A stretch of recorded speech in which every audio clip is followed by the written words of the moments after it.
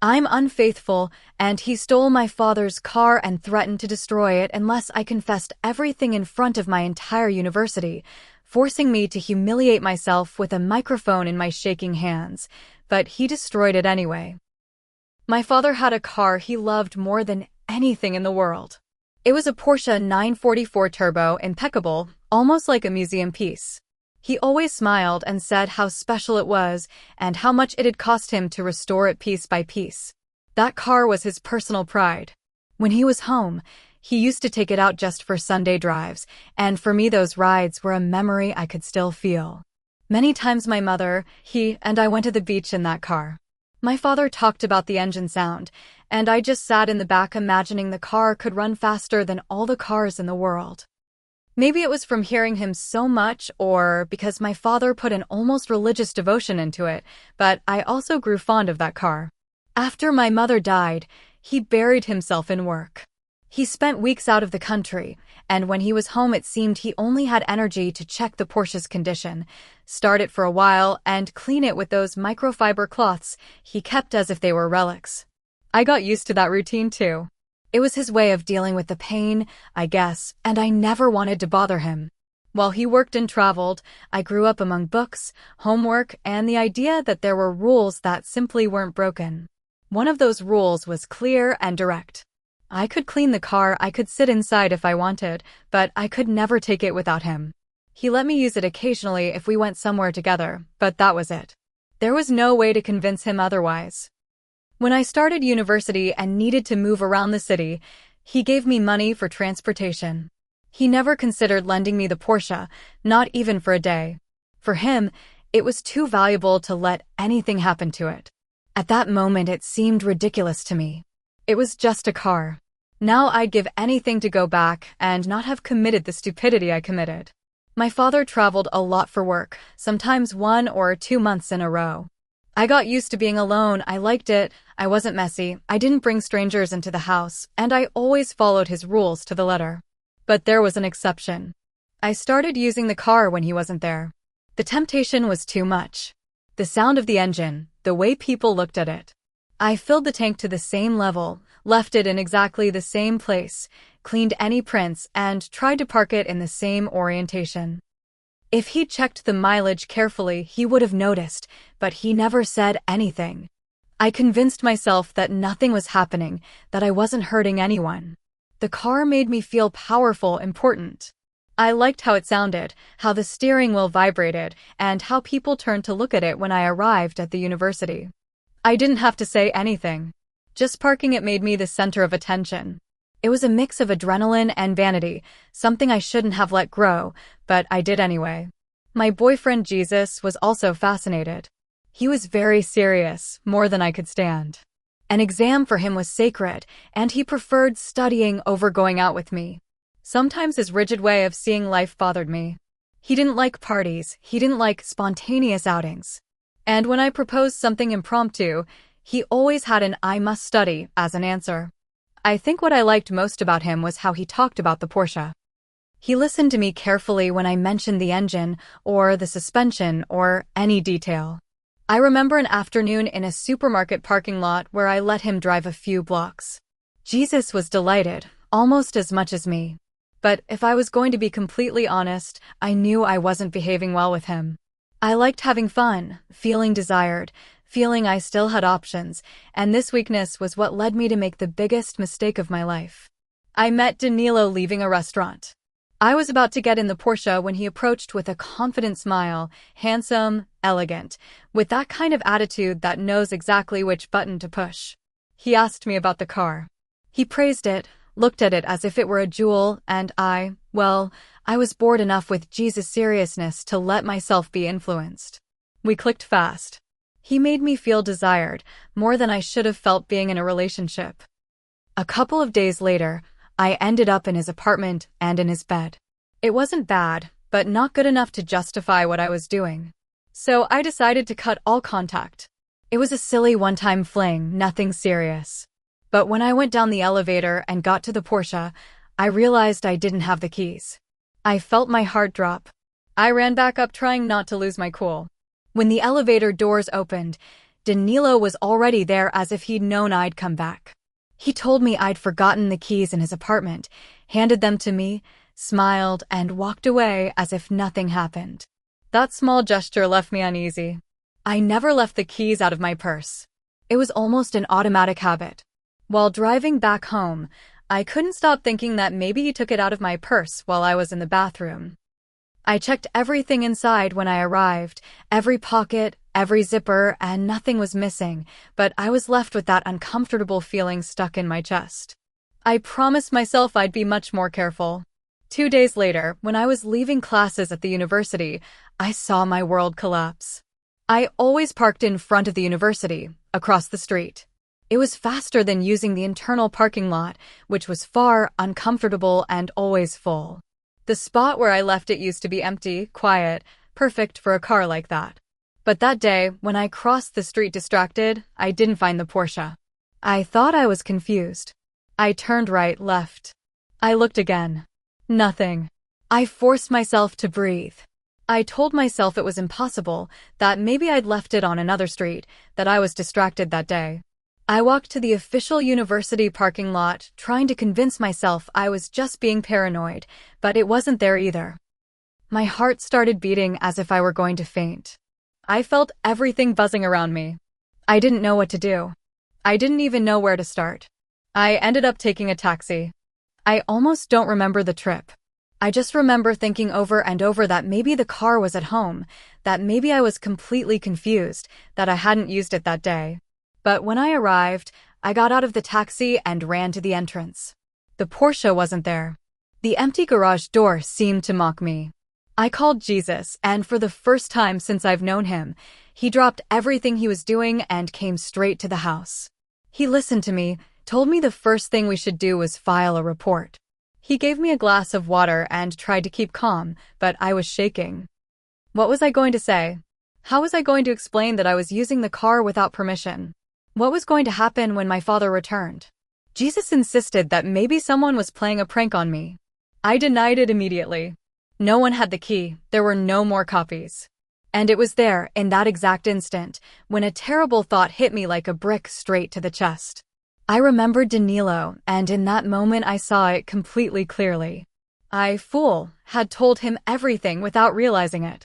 I told him where I studied, what days I was free, what days I had classes until late. I even mentioned several times where I parked the Porsche when I went to the university. I realized how stupid I'd been.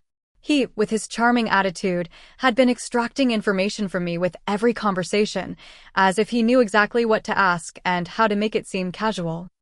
And if he really had taken the keys from my purse while I was in the bathroom, then everything made sense. I'd seen in movies that pressing a key into a soft mold was enough to copy it. I didn't know if that was real, but at that moment everything seemed possible to me.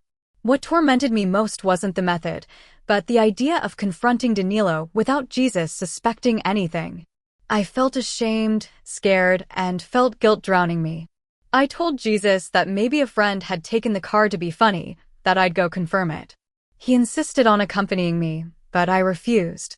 I asked him to please go to the police station to find out how to file a report just in case the car didn't appear. I didn't want him coming with me. Jesus wasn't convinced. He looked at me seriously and said, "Babe, you're being very irrational. We must go to the police." That phrase went through me, but I still refused again and again. In the end, he accepted that we'd meet at the station later. As soon as he closed the house door, I ran out, took a taxi, and went straight to Danilo's apartment. Before going up, I circled the parking lot several times as if that were enough to find the Porsche hidden there, but it wasn't. Every minute I despaired more. I went up to the floor where Danilo lived, and as soon as I reached his door, I banged with all my strength. I rang the doorbell, screamed his name, banged again. Nothing, it was as if the apartment were empty. I went down to reception and asked for him. The receptionist told me Danilo had left hours ago, and that answer left me frozen because that was more or less the time the Porsche could have disappeared. I wanted to call him, insult him, scream at him, but I didn't even have his number. I never gave it to him as a precaution, and every time we met it was because he gave me a time and a place. I had no way to contact him. The only option was to wait outside until he appeared. And at that moment, I received a message from an unknown number. The message said, "It's useless for you to look for him. I have your car." I felt the blood leaving my body. I stood still looking at the screen. Everything around me became noise. I looked around convinced that Danilo was hidden there watching my reaction, but he wasn't. Or if he was, he knew how to hide very well. I replied furiously. I wrote that if it was a joke it was in very bad taste, that he should stop doing stupid things and return the car. I told him he had 5 minutes before I went to the police. It was an empty threat. But I needed to say something. I needed to feel I still had control. The answer came quickly. "You won't do anything if you want to see the car whole again." Or, "What do you think your father will say when he realizes you lost it?" "You're going to do what I tell you, and then I'll return it." I don't know how to describe the panic I felt. That phrase, "you're going to do what I tell you." It was as if someone had set off an alarm inside me, but at the same time something in me got furious. I didn't want that guy to believe he had power over me. I replied, "Listen to me, you son of a bitch. I know you're Danilo. Don't think you'll get away with it. Return the car if you don't want real problems." 10 minutes passed without a response, 10 minutes of walking in circles, of feeling my heart pounding in my ears, and then I got a photo. It was the Porsche, but not whole. The driver's door was gone. They'd taken it off. It was on the ground. That image destroyed me. My hands started shaking. I felt I was running out of air. A new message arrived immediately, "So now we understand each other. You'll be a good girl and won't tell anyone, right? Nor will you involve the police in this. If you do what I tell you, everything will end very well, and in a few days you can go back to believing you're superior in your car." I accepted. There was no other option. I begged him not to damage the car anymore. I told him he had no idea how valuable it was. I told him I'd do anything he wanted. I felt I was breaking inside, but I couldn't let him keep dismantling it. He only replied one more time, "We'll keep talking tomorrow. Now you better go back home." But I didn't return immediately. I stayed circling the area looking senselessly. The background of the Porsche photo looked like a large warehouse, a metallic cold space. Nothing in that area looked like that. It was impossible for me to identify the place. In the end, defeated, I took a taxi and went home. On the way, Jesus called me. He asked if I was on my way to the station, that he already knew everything we had to do, that he'd found out the steps to file the report correctly, but I told him to go back to his house, that it didn't matter anymore. I told him everything was fine, although no, it wasn't. Then I turned off my cell phone because I didn't want to talk to anyone. However, not even half an hour passed when Jesus arrived at my house.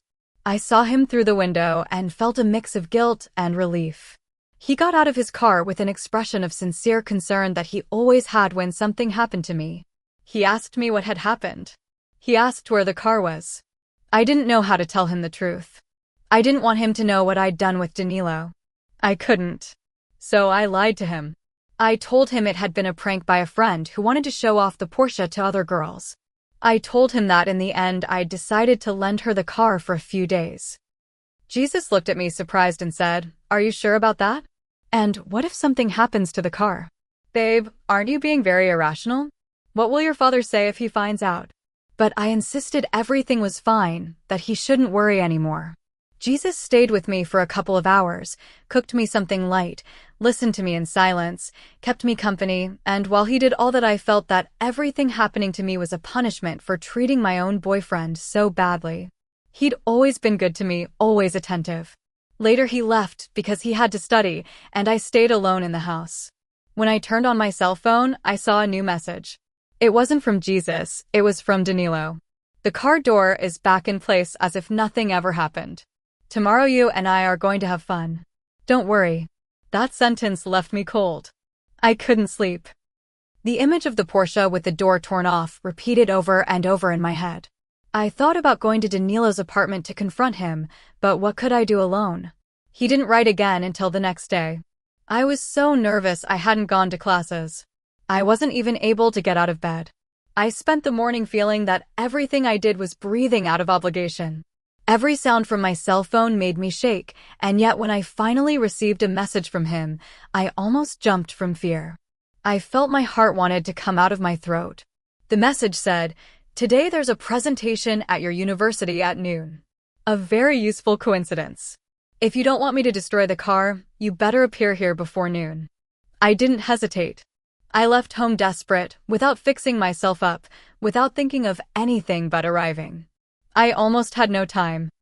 In the taxi, I couldn't stop thinking about everything I'd told Danilo, everything I'd said without measuring consequences about the car, about my father, about my classes, about my schedules. I didn't understand how I'd been so stupid, how I'd been capable of exposing myself so much to a stranger. The first thing I did upon arrival was run to the university parking lot, as if that would help me.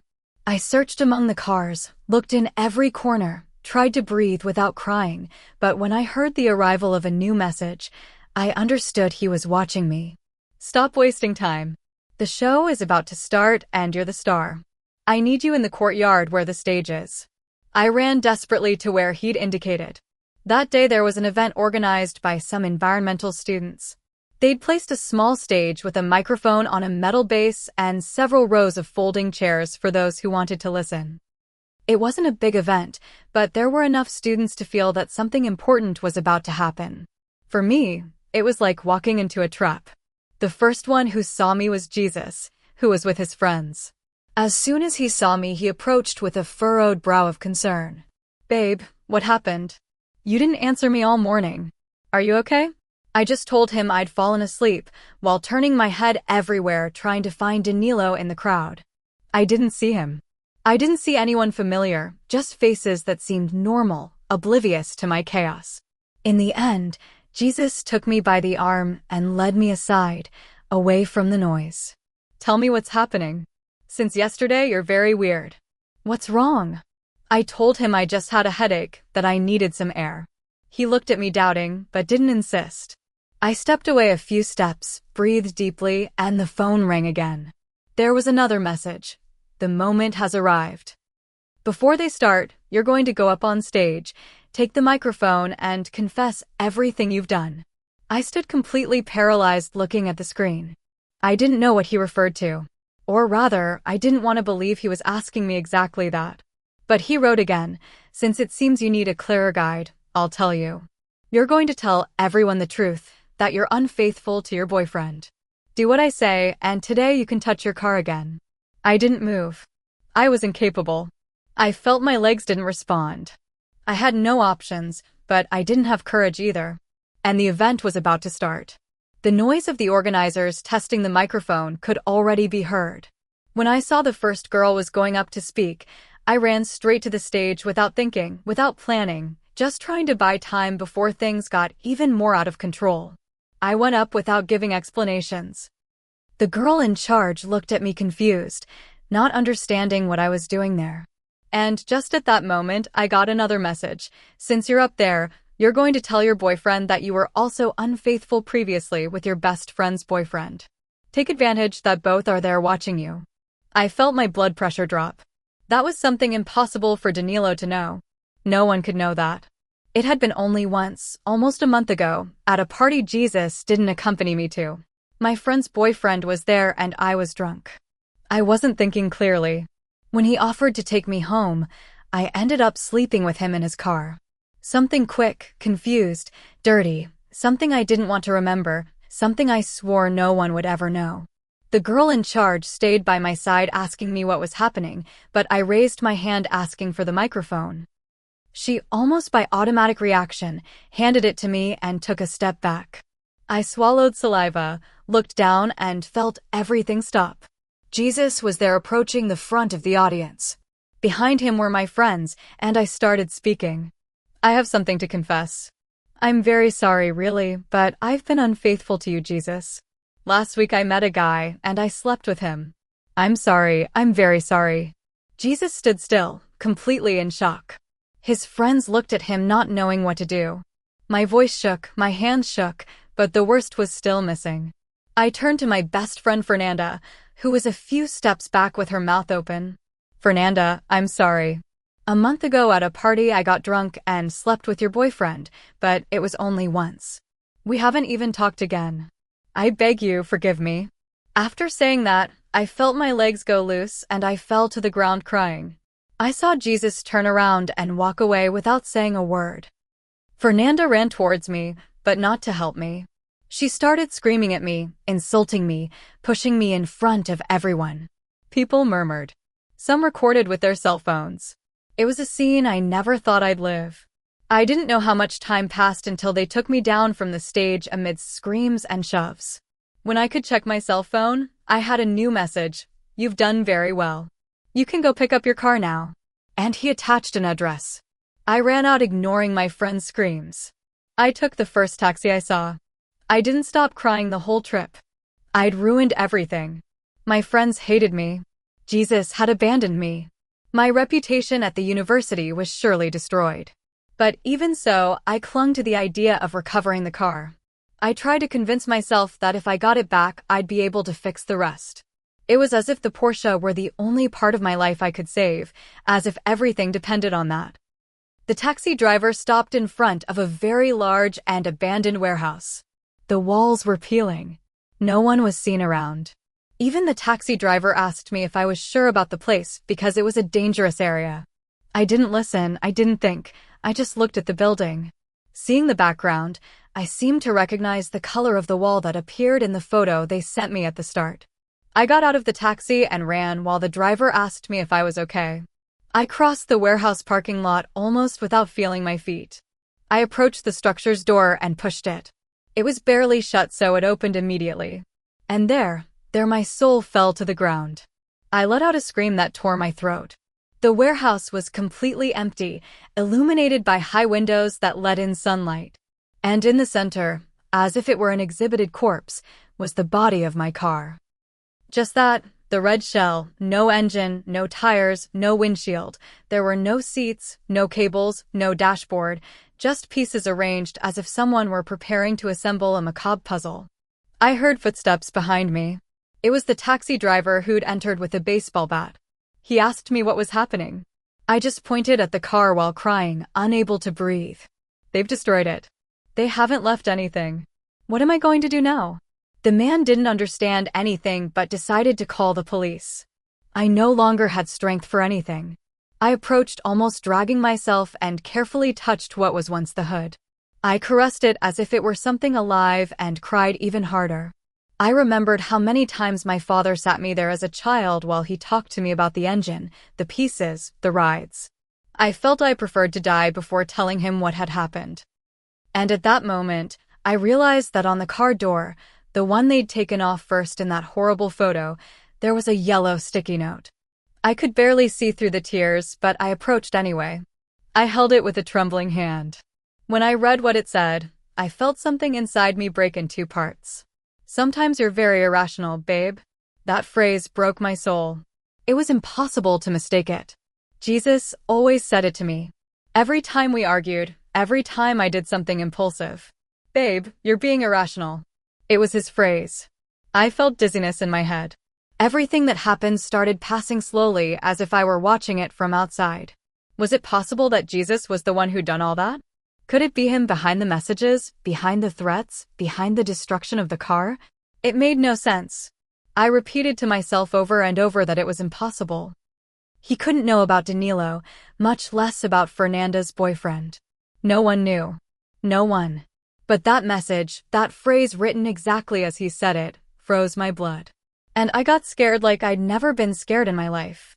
Because if Jesus had done that, if he'd planned everything, if he'd found out everything beforehand and waited for the exact moment, then what else was he capable of? When the police arrived, I finished explaining the little I could explain. I showed them the messages on my cell phone, pointed at the destroyed car. I cried so much I could barely stand. That same night I called my father. Crying, I told him what happened. He returned from his trip a few days later. When he entered the house, his expression changed completely. He said nothing to me and then locked himself in the garage. The police found nothing. There were no prints, no cameras, no witnesses. The messages didn't help identify the number either. It was as if everything had been done by a ghost. And I had no strength for anything. I wasn't able to go back to the university. That night I heard noise in the garage. I sneaked in and saw my father destroying everything left of the car, the spare parts, the boxes, the memories. He threw everything in the trash. He didn't even want to pick up the body. Later I found him drunk in the kitchen with a lost gaze. He told me I'd destroyed the greatest memory he had of my mother, that she'd found that car, that she was the one who insisted on buying it, that they'd lived so many things together in that car. Those words destroyed me, but I never told him about the paper. I didn't tell him or anyone because I'm scared. If it really was Jesus who was capable of doing all this, it means he's capable of anything. I don't plan to go back to classes. I'm going to drop out of university. I don't care what I have to do, but I won't see Jesus again. Just thinking about him terrifies me.